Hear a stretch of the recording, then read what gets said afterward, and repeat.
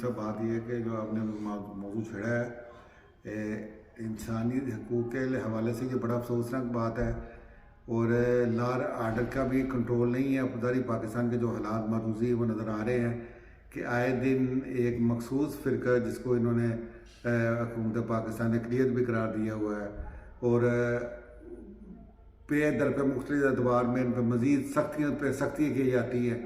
اب تو معاشرتی طور پر یہ سختی اتنی پھیل گئی ہے حکومت کی کمزوری کی وجہ سے، اب سڑکوں گلیوں میں چوکیدار پیدا ہو گئے ہیں۔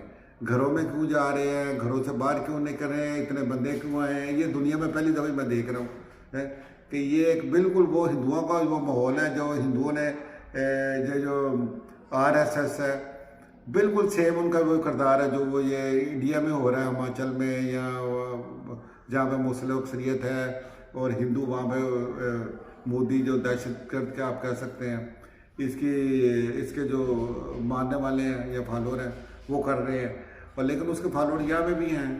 یہ بھی آئے دن یہ خبریں سنتے ہیں، بلکہ ہر جمعے کو سنتے ہیں۔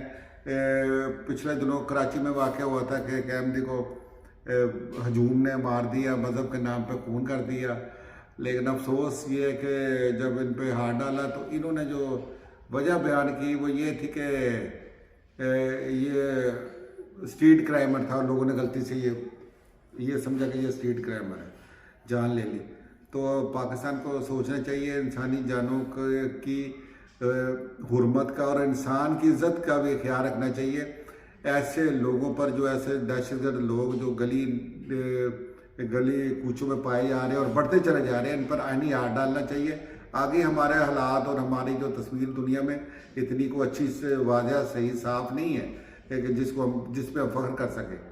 تو مجھے امید ہے کہ کہیں نہ کہیں یہ پیغام پہنچے گا اور ایسے ملانوں پر ہاتھ سخت ڈالا جائے گا۔